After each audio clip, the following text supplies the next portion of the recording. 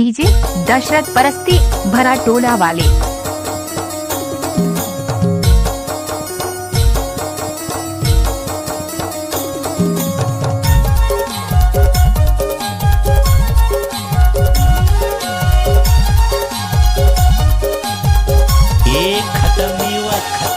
सिमी के नातरी टोरे मुखरी बारी मसुअर है मारे शिकारी है तुरलाने बाई ते जो परान है तुरलाने बाई ते जो परान है तुरलाने बाई वो सिमी के नातरी टोरे मुखरी बारी मसुअर है मारे शिकारी है तुरलाने दाऊ ते जो परान है तुरलाने।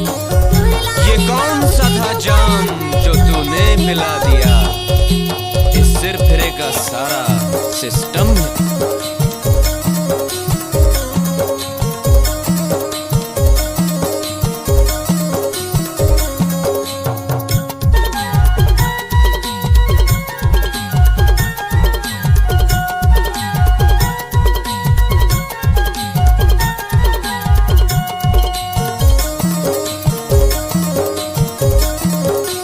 अरे जा जा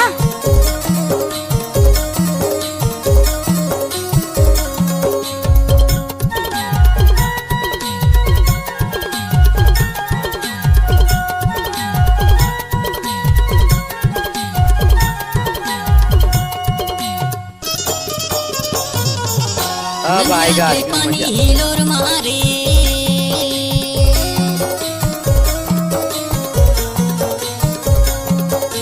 नंदिया के पानी हिलोर मारे तोरे सुरतमा भैया या सुधारे तोरे लाने बाई वो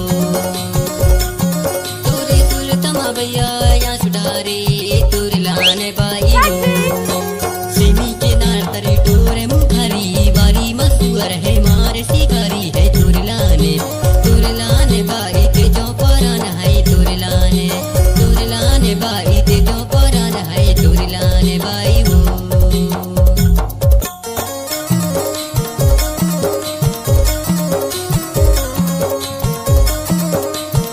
जाओ रे।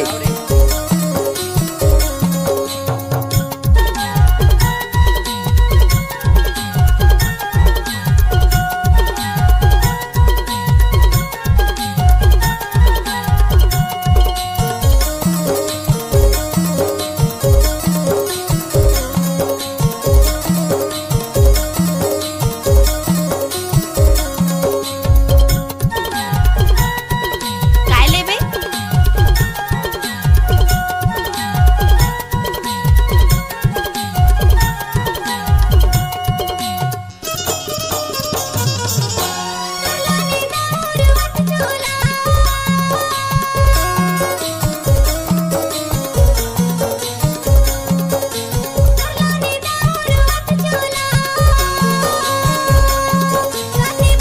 डीजे दशरथ परस्ती भरा टोला वाले।